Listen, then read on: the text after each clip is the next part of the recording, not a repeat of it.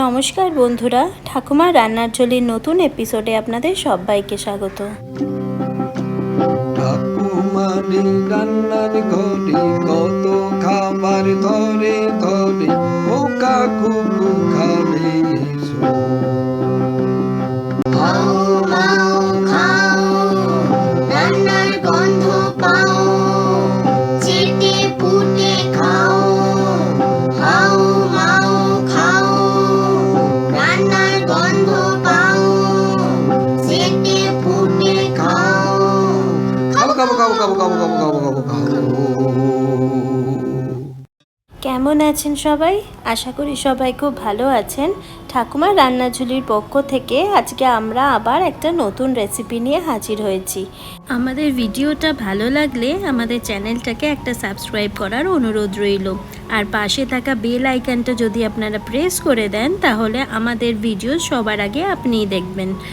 বাইরে বেশ ভালোই গরম পড়ে গেছে, আর গরমের দিনে খুব একটা ঝুট ঝামেলা রান্না করতে কিন্তু একদমই ভালো লাগে না। আর বাড়িতে যদি সবজিপাতি কিনতে যাওয়ার জন্য বাইরে যেতে ইচ্ছা না করে, তাহলে কিন্তু আপনারা এই রেসিপিটা খুব ইজিলি বাড়িতে করে নিতে পারেন। আজকে আপনাদের সাথে খুব ইউনিক স্টাইলের একটা পাঁপড়ের তরকারি রেসিপি শেয়ার করব। বাড়িতে থাকা ইনগ্রিডিয়েন্টস দিয়েই খুব ইজিলি এই তরকারিটা আপনারা করে নিতে পারেন। তো চলুন রান্নাটা শুরু করা যাক। রান্নাটা শুরু করার জন্য প্রথমেই এখানে একটা আলু সেদ্ধ করে নিয়েছি, দিয়ে আলুটাকে এবার এইভাবে গ্রেট করে নিচ্ছি। আপনারা চাইলে কিন্তু ম্যাশার দিয়ে এটাকে ম্যাশও করতে পারেন, এতে আলুর টেক্সচারটা খুব স্মুথ হয়ে যায়। এবার একটা কড়াই নিয়ে নিয়েছি, তার মধ্যে দিয়ে দিয়েছি 1 টেবিল চামচ মতন তেল। তেলটা একটু গরম হয়ে গেলে এর মধ্যে জিরে দিলাম ফোড়ন হিসেবে। জিরেটা 20 থেকে 30 সেকেন্ড মতন একটু ভাজা ভাজা হয়ে গেলে তারপর এর মধ্যে বাকি উপকরণগুলো দেব। তো প্রথমেই আমরা এখানে দিচ্ছি রসুন কুচো আর লঙ্কা কুচি। আপনারা যে যেমন ঝাল খাবেন সেই মতন দেবেন। আপনারা যদি এটা নিরামিষ দিনের জন্য করতে চান তাহলে কিন্তু এই রসুনটা দেবেন না, তার বদলে লঙ্কা আর আদা বাটা দেবেন। আমরা এখানে আদার পরিমাণটা একটু কম দিয়েছি, আপনারা নিরামিষ দিনের জন্য করলে আদার পরিমাণটা একটু বাড়িয়ে দেবেন। তাহলে এবার এটাকে খুব ভালো করে আমরা ভেজে নেব যতক্ষণ না এর কাঁচা গন্ধটা চলে যায়। আমাদের রেসিপিটা ভালো লাগলে আমাদের চ্যানেলটাকে একটা সাবস্ক্রাইব করার অনুরোধ রইল। ভাজা ভাজা হয়ে গেছে, এবার এর মধ্যে যে গ্রেট করা আলুটা ছিল সেটা আমরা দিয়ে দিলাম।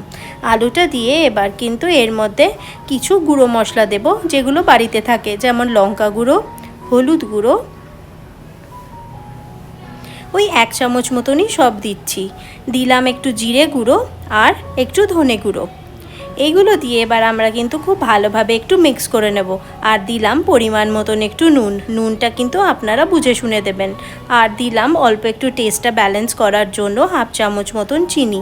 এবার এই সবগুলো দিয়ে কিন্তু আমরা খুব ভালোভাবে এটাকে মিক্স করে নেব যতক্ষণ না এটা খুব ভালোভাবে কুকড হয়ে যাচ্ছে। আর দেখবেন এরকম একটা মন্ড টাইপের তৈরি হয়ে যাবে আর সাইড থেকে ছেড়ে ছেড়ে দেবে। তাহলে চলুন এটা করতে 2 থেকে 3 মিনিট মতন সময় লাগবে রান্না। তাহলে এটা খুব ভালোভাবে একটুখানি করে নিই। দেখুন 2-3 মিনিট পর অলরেডি কিন্তু সাইড থেকে তেলটা একটু ছেড়ে দিয়েছে আর এটা কিন্তু একটা মন্ড টাইপের হয়ে গেছে। আমাদের কিন্তু এই মিক্সচারটা তৈরি করা একদম হয়ে গেছে। দেখুন কি সুন্দর সাইডগুলো ছেড়ে দিচ্ছে আর এরকম একটা মন্ড মতন হয়ে গেছে। এবার এটাকে আমরা কিন্তু তুলে নেব, কেননা এটা কড়াইয়ের গা একদম ছেড়ে দিয়েছে। তাহলে চলুন এটাকে এবার একটা পাত্রে আমরা তুলে নিই। দিয়ে এটাকে একটু কিন্তু আমরা এবার ঠান্ডা হতে দেব। ঠান্ডা না হলে কিন্তু আমরা পরের স্টেপটা শুরু করতে পারবো না।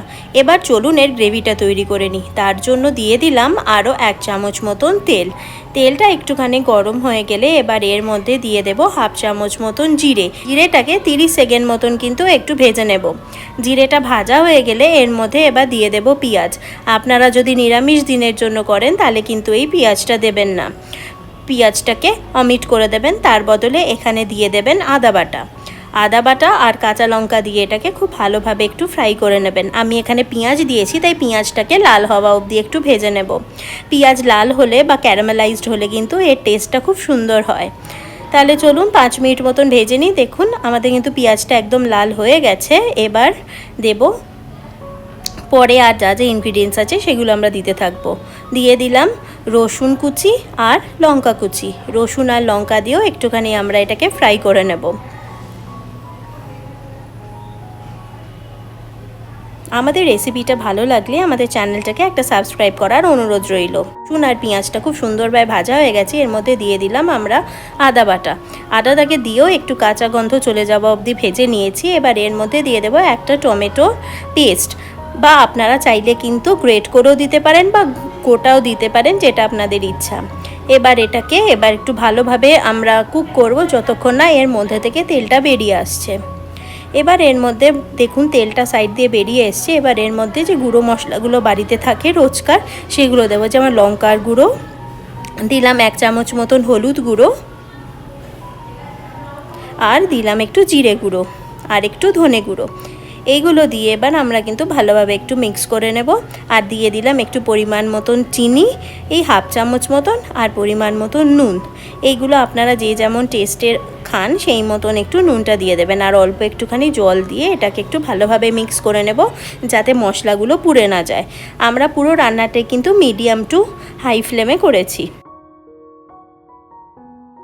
এবার এটাকে আমরা ঢাকা দিয়ে 3-4 মিনিট ধরে একটু ভালোভাবে কষিয়ে নেব, যতক্ষণ না এর সাইড দিয়ে তেলটা ছেড়ে যাচ্ছে। দেখুন 3-4 মিনিট পর আপনার ঢাকনা খুলছি, দেখুন সাইড দিয়ে তেলটা কি সুন্দর ছেড়ে গেছে, মানে আমাদের এইটা কিন্তু একদম রেডি। এবার এর মধ্যে একটু পরিমাণ মতন জল দিয়ে দিলাম গ্রেভি তৈরি করার জন্য। আপনারা যে যেমন গ্রেভি রাখবেন সেই মতন কিন্তু জল দেবেন। আমি প্রথমে একটু অল্প জল দিয়েছি, এটা একটু ফুটে গেলে তারপর আমরা বাকি জলটা দিয়ে দেব। এটাও এবার ঢাকা দিয়ে 2 থেকে 3 মিনিট মতন ফুটতে দেব। অপর দিকে চলুন আমরা পাঁপড়টা রেডি করে নিই। তার জন্য প্রথমেই এরকম ছোট ছোট পাঁপড় নিয়ে নিয়েছি। আপনারা চাইলে বড় পাঁপড় দিয়েও করতে পারেন, একই প্রসেসে করবেন। পাঁপড়টাকে একটু জলে ভিজিয়ে এবার যাতে এটা একটু সফট হয়ে যায় দিয়ে জল থেকে তুলে নিলাম। এবার এর মধ্যে যে আগে থেকে আমরা আলুর মিক্সচারটা করে রেখেছিলাম সেটাকে অল্প একটু ভেতরে ফ্ল্যাট করে দিয়ে এইভাবে ফোল্ড করে নেব অমলেটের মতন। অমলেটের যেমন ফোল্ড হয় সেই রকম একটা স্কোয়ার মতন করে আমরা কিন্তু ফোল্ড করে দেব, যাতে এটা একটু অমলেটের মতন দেখতে হয়। আপনারা বলতে পারেন এটা নিরামিষ অমলেট। যারা আমরা মাছ, ডিম বা মাংস খাই না তাদের জন্য কিন্তু এটা হলো একটা নিরামিষ অমলেটের সাবস্টিটিউট। এইভাবে আমরা সবকটা কিন্তু তৈরি করে নিয়েছি। আপনাদের আরেকবার দেখিয়ে দিই। এইভাবে আমরা জলে চুবিয়ে এটাকে একটু সফট করে নেব, দিয়ে যে মিক্সচারটা আলুর মিক্সচারটা তৈরি করেছিলাম সেটাকে এর মধ্যে দিয়ে দেব ফ্ল্যাট করে। তারপর এটাকে এরকমভাবে ফোল্ড করে নেব।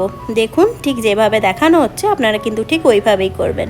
আমরা একটু ছোট পাঁপড় নিয়েছি বলে একটু হয়তো আমাদের স্ট্রাগল হচ্ছে, কিন্তু আমাদের বাড়িতে বড় পাঁপড় ছিল না। আপনারা চাইলে কিন্তু বড় পাঁপড় দিয়ে করতে পারেন, তাহলে কিন্তু এটা আরেকটু আপনাদের করতে সুবিধা হবে।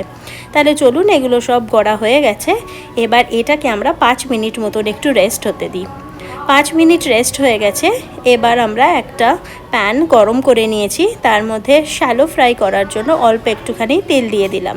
তেলটা একটুখানি গরম হয়ে গেলে এবার এর মধ্যে আমরা দিয়ে দেব যে পাঁপড়গুলো তৈরি করেছিলাম, পুর ভরা পাঁপড়গুলো, সেগুলোকে আমরা দিয়ে দেব। দিয়ে একটুখানি হালকা হাতে এদিক ওদিক করে একটু ফ্রাই করে নেব। অবশ্যই দেওয়ার সময় যেই দিকটাতে আমরা জোড়া দিয়েছি সেটা কিন্তু অবশ্যই তেলের নিচে দিতে হবে। দিয়ে এটা মিডিয়াম টু লো ফ্লেমে আমাদেরকে ভাজতে হবে। তাহলে চলুন এগুলোকে ভেজে নিই।